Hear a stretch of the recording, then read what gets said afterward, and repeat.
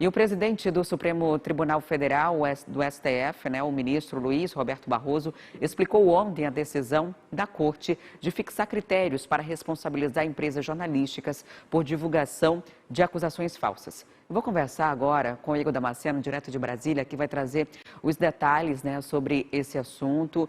Igor, no entendimento da Corte, a medida não significa uma ameaça, Explica pra gente, eu espero que você não tenha nenhum entrevistado por perto nesse momento para ter que se responsabilizar por ele. Então, eu estou sozinho pelo bem aí, inclusive da empresa, segundo o entendimento do Supremo Tribunal Federal. Adriane, bom dia para você, bom dia para todos que nos acompanham. Decisão polêmica da Suprema Corte, é isso mesmo que vocês estão ouvindo, quem está em casa não nos entendeu errado. Se o entrevistado falar algo que a justiça julgar como falso ou irresponsável, quem pode ser penalizado por isso, em vez do entrevistado, é a empresa de comunicação que o entrevistou. Pelo menos esse é o entendimento do Supremo Tribunal Federal. E a empresa pode ser responsabilizada pela fala do entrevistado em duas situações. Se, porventura, a empresa não checou previamente se aquilo que o entrevistado disser é verdade, ou então se a empresa intencionalmente entrevistou uma pessoa que dispara fake news. Nessas duas situações, a empresa de jornalismo pode sim ser penalizada com pagamento de multa e até mesmo punições mais severas ainda a definir pela Justiça. Deixa só eu contextualizar para vocês essa decisão da Suprema Corte tão polêmica e que foi tomada nesta semana é com base num caso que aconteceu no século passado. Em 1995, um deputado de Pernambuco acionou a justiça contra um jornal lá do estado, um jornal lá de Recife, que é a capital de Pernambuco. O que aconteceu? Naquela época, esse jornal entrevistou um delegado, e esse delegado acusou o então deputado de participar de uma série de bombardeios ali no Recife. O que aconteceu é que, com o passar das investigações, foi constatado que a fala do delegado não era verdade, não tinha nada a ver com o que estava acontecendo. E o deputado era inocente daquelas acusações. Só que o parlamentar já estava com a imagem um tanto manchada, tinha repercutido negativamente, então ele decidiu processar o entrevistado que falou e o jornal que colocou no ar aquilo que havia tido, aquelas acusações feitas por aquele entrevistado. E por causa disso, agora, por decisão da Suprema Corte, esse caso isolado que aconteceu lá em Pernambuco serve como parâmetro para todo o país. Se nós, jornalistas, entrevistarmos uma pessoa que dispara fake news e a justiça entender que a gente entrevistou essa pessoa já na intenção de trazer fake news, ou então simplesmente porque a gente não teve o cuidado de checar antes da fala, a gente pode ser punido. O ministro, presidente do Supremo Tribunal Federal, Luiz Roberto Barroso, disse que, na verdade, não se trata de uma censura ou uma caçada aos jornalistas. É apenas um meio de evitar a disparidade de fake news. Vamos ouvir. O veículo não é responsável por declaração de entrevistado, a menos que tenha havido uma grosseira negligência relativamente à apuração de um fato que fosse de conhecimento público. Não há nenhuma restrição à liberdade de expressão, não há censura prévia e, como tudo na vida, por mais que cada um de nós defenda a liberdade de expressão e de imprensa, e eu me considero um defensor permanente da liberdade de imprensa e de expressão, nenhum direito é absoluto e, portanto, as pessoas têm que se responsabilizar pelo que dizem. Bom, a gente viu o tom um pouco mais baixo do ministro Luiz Roberto Barroso. Na verdade, ele tenta evitar ali alguma rusga sempre com a imprensa e essa foi mais uma clara prova disso. Ele baixou um pouquinho o tom e tentou suavizar essa decisão polêmica do Supremo Tribunal Federal. Só que essa fala de Barroso, falando que, na verdade, a imprensa não vai ser penalizada, é apenas se acontecer alguma coisa, alguma situação muito específica, Isso vem logo depois que os organismos que protegem o jornalismo e os jornalistas já começarem a se manifestar de forma contrária. Por exemplo, a Associação Nacional dos Jornalistas e a Federação Nacional dos Jornalistas, a NJ e FENAGE, elas disseram que encararam essa decisão da Suprema Corte com um tanto de preocupação e que, por causa disso, em nome da liberdade de imprensa e da liberdade de comunicação, vai então comunicar à Organização dos Estados Americanos, a OEA, por tudo o que aconteceu, por toda essa votação no Supremo Tribunal Federal. Já a ABRAGE, que é a Associação Brasileira de Jornalismo Investigativo, disse que o Supremo Tribunal Federal precisa detalhar um pouco mais esse texto, ainda há pontos muito soltos. Porque lá no texto aprovado pelo Supremo está escrito que, se houver indícios concretos de falsidade, as empresas de comunicação podem ser responsabilizadas. E esses indícios não viriam da empresa, e sim do entrevistado. Então a ABRAGE pediu para que o STF especifique mais o que é esse indício concreto de falsidade. Então há pontos muito soltos, mas pelo menos, no entanto, as três associações, os três organismos que protegem jornalistas e os jornalismos profissionais e a profissão, disse que pelo menos esse texto aprovado agora é um avanço se comparado ao texto original, defendido inclusive pelo ministro Alexandre de Moraes, e que era muito mais soltos e previa punições mais severas. A gente vai seguir acompanhando, Adriane. Enquanto a gente pode, né? Igor, eu achava que não poderia piorar a situação desde que tiraram a obrigatoriedade do nosso diploma, né?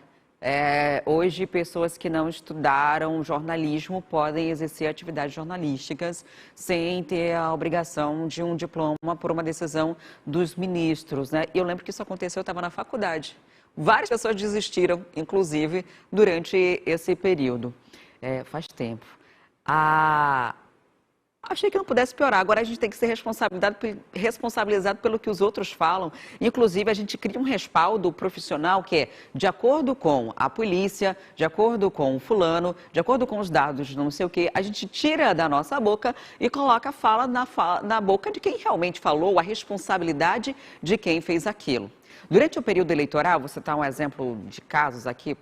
É comum, inclusive, durante os debates, durante as entrevistas, criar um momento de cheque, né, dos fake news. É verdade, não é verdade? Os dados que aquele candidato falou são reais ou não? Nós, da imprensa, temos o cuidado de apurar os dados falados pelos políticos. E isso é comum durante esse período. Janones confessou que usou fake news durante a campanha eleitoral. Foi entrevistado diversas vezes. Aí a gente que teria que ser processado, a gente, no caso a empresa, processado porque alguém decidiu fazer isso, o ex-presidente também chegou a ser condenado também por fake news. A gente também seria responsabilizado porque é uma autoridade máxima do país. É uma autoridade parlamentar, é alguém que está numa condição de autoridade e que a gente está ali só perguntando. E a pessoa vai responder, porque é muito subjetivo. É muito subjetivo os critérios que foram determinados para saber se há uma intenção ou não. Porque vai da cabeça de quem vai julgar, vai da cabeça do juiz. Vou lembrar um caso que aconteceu também faz tempo, que me marcou sobre notícias falsas e que não tinha como jornalista saber. Em 2014, se eu não me engano, nas vésperas da eleição, o Eduardo Campos, que era candidato à presidência, ele morreu num acidente aéreo indo do Rio de Janeiro para Guarujá. E ali ao vivo, acredito que foi a Globo News que fez uma entrevista e a gente estava acompanhando daqui, uma mulher emocionada, aos prantos, chorando, dizendo que se aproximou da aeronave, tocou nas mãos dele, que os olhos azuis olharam para ela. E tudo foi mentira. Como é que o jornalista ia saber? O corpo foi carbonizado no acidente, então não teria como nada disso ter acontecido. Eu fiquei emocionada junto com a entrevistada relatando, chorando o que tinha acontecido ali. Então, se responsabilizar pelo que o outro vai falar, já basta a gente controlar a nossa própria língua, né? De não falar tudo que pensa para não ser processado, para não ser preso, para não criar problemas para a empresa. Agora, se responsabilizar por terceiros é algo que a própria Constituição, cada um é responsável pelo que faz, né? Você não pode ser responsabilizado pelo crime que outro cometeu, você não pode ser responsabilizado pelo que outra pessoa fez, a não ser que você seja o pai ou a mãe e seja o menor de idade, mas fora isso... Acho que o Supremo Tribunal Federal teve a intenção de trazer um pouco mais de verdade, diminuir um tanto de notícias falsas que a gente vem tendo, a gente que eu falo, a sociedade está consumindo muita notícia falsa, isso na maioria das vezes vindo da internet, por blogueiros, por pessoas que não são profissionais, por jornalistas que não são profissionais. Eles miraram na democracia, mas acertaram em algo que não é nada democrático. Todas as vezes em que você impõe limites à imprensa, você fere a democracia. Todas as vezes em que você limita a atuação de um jornalista e que você ameaça o jornalista de punição, você está, sim, ameaçando a democracia. Um dos pilares de um país, de um Estado democrático de direito, é a liberdade de expressão, é a liberdade de imprensa. Se não fosse o jornalismo, por exemplo, jornalismo sério, correto e apurado, na época da pandemia, muitas pessoas estariam desinformadas. Muito se falou por blogueiros e jornalistas não profissionais a respeito de escapes, de curas para a Covid-19, que era totalmente falso. Se não fosse o jornalista indo lá, correndo atrás da informação correta, ouvindo especialistas sérios, muita gente teria morrido, inclusive. Então, se querem fortalecer a verdade, se querem diminuir a questão, o volume de notícias falsas, então volte com a obrigatoriedade do diploma. Tem pessoas que pensam que ser jornalista é somente ter uma boa postura na frente da câmera e falar bem.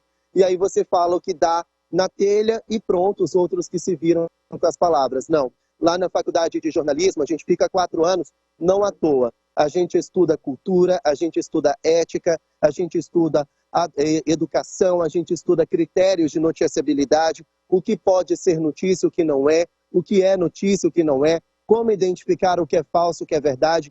Tudo isso a gente aprende lá na faculdade. Então, já que você quer, já que o Supremo Tribunal Federal se importa tanto com o jornalismo sério, correto e apurado, volta com a obrigatoriedade do diploma. Hoje, qualquer pessoa inflamada de paixão política pode simplesmente ligar o seu celular, montar um blog e chamar aquilo de jornal. E o que a gente vê é simplesmente muita mentira sendo dita na internet e muita gente acreditando. Então, o Supremo Tribunal Federal, ok, a intenção foi boa, é proteger a verdade, mas volta lá na obrigatoriedade do diploma que vocês derrubaram em 2009, e aí a gente começa de novo a ter uma profissão mais valorizada, uma profissão que traz jornalistas corretos, traz jornalistas que sabem apurar a verdade. Agora, eu não tenho domínio. Se eu tivesse um entrevistado aqui do meu lado, eu fizesse uma pergunta para ele, como que eu vou adivinhar se o que ele vai falar é correto ou não? É um tanto difícil, Adriane. Um tanto quanto, Igor, e eu desconfio que não haja necessariamente uma mira na democracia ou no controle de falsidade, né, nas informações. Porque isso acontece, é um caso de século passado, como você falou, mas isso acontece no momento que os superpoderes estão sendo questionados, os superpoderes dos ministros do STF. Acontece no momento também em que há projetos que podem limitar o tempo em que eles permanecem por lá, há projetos já em andamento que pode limitar a autonomia de decisões monocráticas, né, de forma individualizada de um indivíduo da corte. Então, no momento também em que parte da sociedade questiona muito esses superpoderes e decisões que são tanto questionáveis de fato, então, através de quê? Que essa repercussão é dada? Através de quê que as pessoas se informam? Através do jornalismo. Então, eu acredito que talvez não seja necessariamente uma mira no controle de informação, talvez seja uma mira no controle da nossa atuação profissional mesmo. É uma situação tanto complicada. Acredito que os organismos que protegem a profissão e os profissionais ainda vão questionar bastante, e a justiça vai ter muito trabalho na hora de responsabilizar o jornalismo, porque a gente vai estar, por exemplo, um ao vivo. Eu não tenho controle sobre o que o meu entrevistado vai falar no ao vivo. Quando a matéria é gravada, eu ainda posso cortar. Não, isso aqui é absurdo demais, bora cortar. Isso aqui não entra, isso aqui não passa. A gente já faz esse trabalho de checagem. a gente já faz esse trabalho de apuração. Agora, numa entrevista ao vivo, como que eu vou ter controle do que o outro vai falar e eu vou ser responsabilizado por isso? É um tanto difícil, não é correto, não concordo com essa decisão do Supremo e acredito que quando esses julgamentos em torno disso acontecerem, a Justiça vai ter muito trabalho para poder trazer um entendimento verdadeiro, um entendimento justo, porque a gente não tem, eu repito, a gente não tem o controle do que o outro vai falar. Cada um é responsabilizado pelo que fala. Eu sou responsável pelo que eu estou falando agora. Então, não dá para me responsabilizar pela fala do outro. Obrigada, Igor, por sua participação. Bom dia para você aí em Brasília. Espero que dê tudo certo aí no trabalho, que nenhuma fala seja processada, né, de um dos seus entrevistados. Porque aí, olha, aí em Brasília tem muita fake news mesmo. Obrigada pelas informações. Quer ficar por dentro de todas as notícias e programação da TV A Crítica? Então já se inscreve e ativa o sininho. E até o próximo vídeo.